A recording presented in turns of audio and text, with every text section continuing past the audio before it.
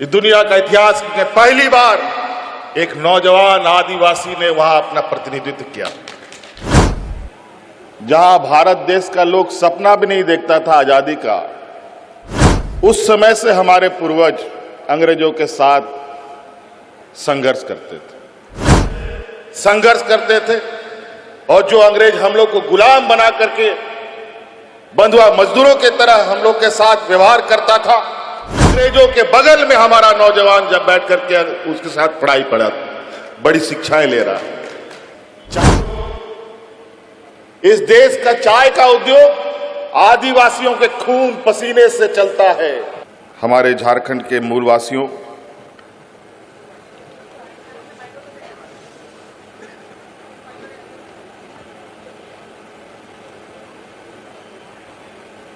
असम के अंदर विशेष रूप से आज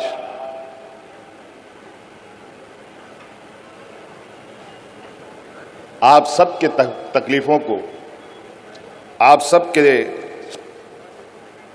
ऊपर हो रहे अत्याचारों के और आपके व्यथाओं को सुनने के लिए हम यहां आए हैं। हम लोग झारखंड से आते हैं और कहीं ना कहीं झारखंड का जुड़ाव भी आप लोगों का बहुत पुराना रहा है।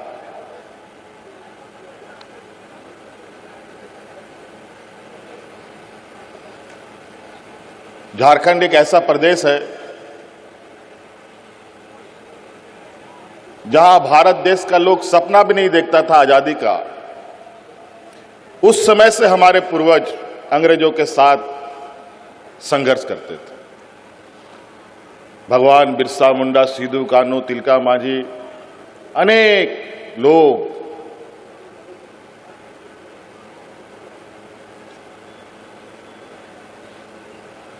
हमारे पीढ़ियों को बचाने के लिए, हमारे जल जंगल जमीन को बचाने के लिए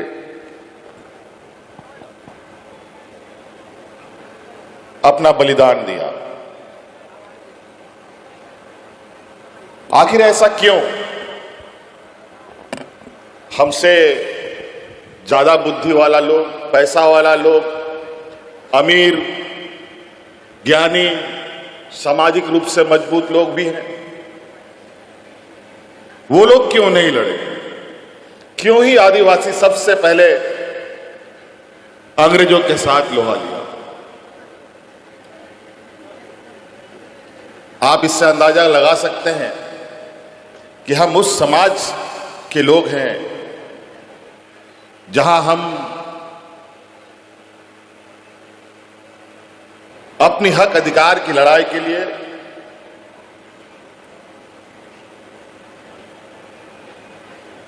हमेशा संघर्ष किया है। आदिवासी, दलित, पिछड़ा, ये ऐसे शब्द हैं जो समाज के सबसे कमजोर और सबसे निचले पायदान में रहने वाले लोगों का।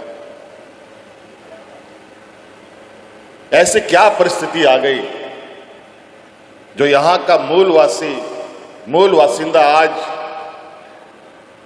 अलग अलग कोने में बिखर कर कई जगहों पर हास्य की स्थिति पर है।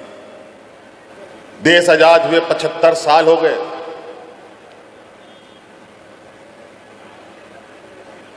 कई नीतियां बनी, कानून बने, संविधान में हमें रक्षा कवच मिला। उसके बावजूद आज हम कहां हैं? आज हम कितना संघर्ष कर रहे हैं?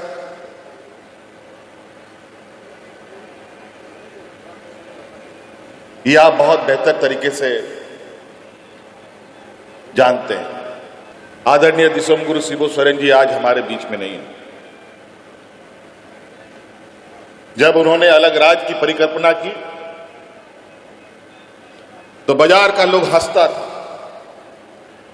कि आदिवासी लोग राज बनाएगा, ये लोग तो हड़िया दारू पी करके पेड़ के नीचे पड़ा रहे। आज सच्चाई पूरे देश के सामने है। 2000 ईस्वी में अलग राज्य बन गया। ये बात सही है। उस समय यही नारा लगता था झारखंड में, कैसे लेंगे झारखंड, लड़ के लेंगे झारखंड। आदो बाबन बतावा झारखंड बुदबन हतावा। ना मोबाइल, ना गाड़ी, ना मोटर, उसके बावजूद झारखंड के लोग झारखंड के लिए, झारखंड के जल जंगल जमीन के लिए चींटियों की तरह एकजुट हो जाते हैं। हम लोगों ने जो 5 साल के अंदर जो वहां के आदिवासी, वहां के मूलवासी, जिनके पास जो लोग कभी ना शहर देखा, ना ब्लॉक देखा, ना डीसी, एसपी, सीओ, किसी को नहीं जानता, ऐसे लोगों तक हम लोग की आवाज जाने लगी, हमारी योजनाएं जाने लगी। आज जिस अंग्रेजों के साथ हमारे पूर्वज लड़ाई लड़ते थे, संघर्ष करते थे, और जो अंग्रेज हम लोग को गुलाम बना करके बंधुआ मजदूरों की तरह हम लोग के साथ व्यवहार करता था, आज उन अंग्रेजों के बगल में हमारा नौजवान जब बैठ करके उसके साथ पढ़ाई पढ़ा, बड़ी शिक्षाएं ले रहा है। चाय का उद्योग, इस देश का चाय का उद्योग आदिवासियों के खून पसीने से चलता है। पूरा देश का चाय का उद्योग। और इस मंत्र का काट एक ही है कि हमें एकजुट रहना होगा। कोई उपाय नहीं है और एक ही रास्ता चलना होगा। दुनिया भर लोग आएंगे रास्ता दिखाने के लिए, दुनिया भर का मंच सजेगा, दुनिया भर का नेता आएगा, कई लोग आपको बहुत लच्छेदार भाषण सुनाएंगे। हम लोग लच्छेदार भाषण वाले लोग नहीं हैं। हम लोग ऐसे लोगों के सिपाही हैं और ऐसे राह दिखाने वाले लोगों के सिपाही हैं जिस राह का मंजिल है, ठहराव है और सुरक्षा है। नहीं तो कई ऐसे राह दिखाने वाले लोग मिलेंगे जिसका कोई मंजिल नहीं, कोई सुरक्षा नहीं, कहां आप गुम हो जाइएगा पता नहीं। और आज आपका ये नौजवान भाई, बेटा, दोस्त, जो भी आप कह लें, दुनिया का इतिहास है, पहली बार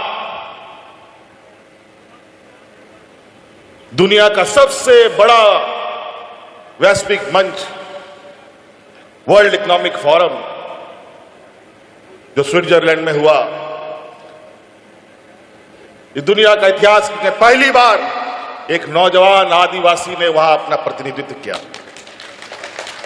देश की अर्थव्यवस्था में झारखंड सबसे ज्यादा कंट्रीब्यूट करने वाला राज्य है, लेकिन वहां के लोग बेचारे बुरे हाल, फटे हाल। हमने तय किया इस राज्य ने बहुत कुछ दिया है, अब इस राज्य को देने की जरूरत है। आज इसीलिए हमने देश के वैश्विक मंच पर इस बात को रखा कि हमारे राज्य में जो संसाधन है, जिसको आज से नहीं सैकड़ों वर्षों से लूटा जा रहा है, उसका सही मूल्य हमारे राज्य को मिलना चाहिए। हमें एक सही सहयोग की आवश्यकता है। और आज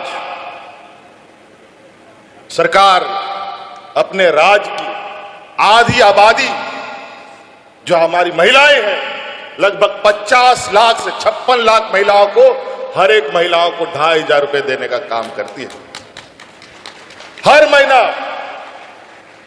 और आज गांव गांव में महिलाएं अपने पैरों पर खड़ा हो रही है। जैसे गाड़ी, मोटरसाइकिल हो या गाड़ी हो, अगर उसमें तेल नहीं चलेगा, तेल नहीं डालिएगा तो एक डेग भी नहीं चलता, फिर ढकेल के ले जाना पड़ता। तो सोचिए मोटरसाइकिल हो या 4 चक्किया हो, उसको ढकेल के ले जाना कितना तकलीफ है। उसी तरीके से आज के इस जीवन में जेब में पैसा नहीं रहता है तो बुद्धि भी काम नहीं करता। कोई गरीब कमजोर परिवार भविष्य के बारे में कोई विचार नहीं कर सकता। वो सरकार भी काम करती है तो एक बजट उसका बनता है, उसके बाद काम करती है। सभी विभागों के लिए अलग अलग बजट होता है, तब काम होता है। आज हमने राज्य की आधी आबादी को एक बजट बना दिया कि ये तुम्हारा फिक्स इनकम है, अगला महीना तुमको क्या करना है तुम आज इसी महीने सोच सकते हो।